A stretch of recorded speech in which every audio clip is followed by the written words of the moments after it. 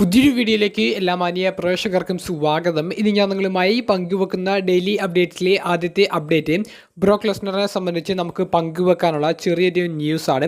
രണ്ടാമത്തേത് ജോൺ സിന ഇന്ത്യയിൽ എത്തിയിട്ടുണ്ട് എന്നുള്ളൊരു വാർത്തയെ സംബന്ധിച്ചുമാണ്. അപ്പോൾ നമുക്ക് നേരെ വീഡിയോയിലോട്ട് തുടക്കാം. ഒന്നാമത്തെ അപ്ഡേറ്റ് ജോൺ സിന എന്ന സൂപ്പർ താരത്തെ സംബന്ധിച്ചാണ്. ജോൺ സിന ഇപ്പോൾ ഇന്ത്യയിലുണ്ട് എന്നാണ് നമുക്ക് അറിയാൻ സാധിക്കുന്നത്.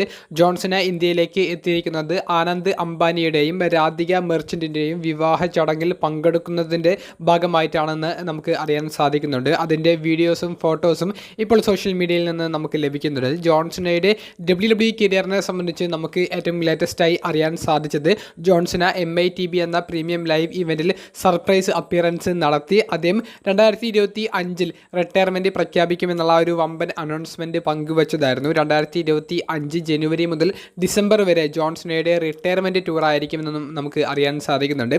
സീനയുടെ ഈ വിവാഹത്തിൽ പങ്കെടുക്കുന്നതിൻ്റെ ഭാഗമായിട്ട് എത്തിയതിന് ശേഷമുള്ള കുറച്ച് വീഡിയോസും പങ്കുവെക്കുന്നു.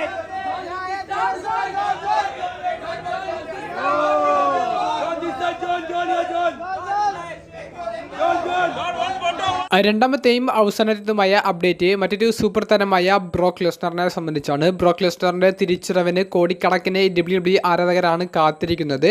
അവർക്കെല്ലാം ഇപ്പോൾ വലിയൊരു വിഷമം ഉണ്ടാക്കുന്ന അപ്ഡേറ്റ് ആണ് പങ്കുവെക്കാനുള്ളത്. ബ്രോക്ക് ലെസ്നറിൻ്റെ ബർത്ത്ഡേ ആയിരുന്നു ഇന്ന്. എന്നാൽ അദ്ദേഹത്തിൻ്റെ ബർത്ത്ഡേ വിഷ് WWE ഇതുവരെ നടത്തിയിട്ടില്ല. ഇന്നേ ദിവസം തന്നെ ബർത്ത്ഡേ ആഘോഷിക്കുന്ന ഷെയ്ൻ ഹെൽമസ് എന്ന് പറയുന്ന WWE പ്രൊഡ്യൂസർ, ഇന്റർ കോണ്ടിനെൻ്റൽ ചാമ്പ്യനായ സാമി ഇവരേക്ക് വിഷ് ചെയ്തുകൊണ്ടുള്ള ബർത്ത്ഡേ പോസ്റ്റുകൾ ഇതിനോടകം തന്നെ ട്വിറ്റർ എന്ന സോഷ്യൽ മീഡിയ പ്ലാറ്റ്ഫോമിൽ WWE പങ്കുവച്ചിട്ടുണ്ട്. എന്നാൽ സൂപ്പർ താരമായ ബ്രോക്ക് ലെസ്നറിനെ ഇതുവരെ വിഷ് ചെയ്തിട്ടില്ല.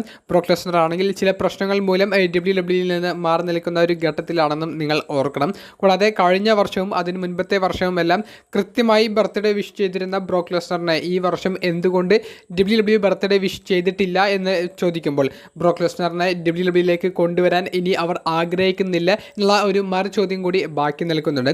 അപ്പോൾ ആരാധകരെ സംബന്ധിച്ച് ഇത് വളരെ വിഷമപ്പെടുത്തുന്ന ഒരു അപ്ഡേറ്റ് ആണ്.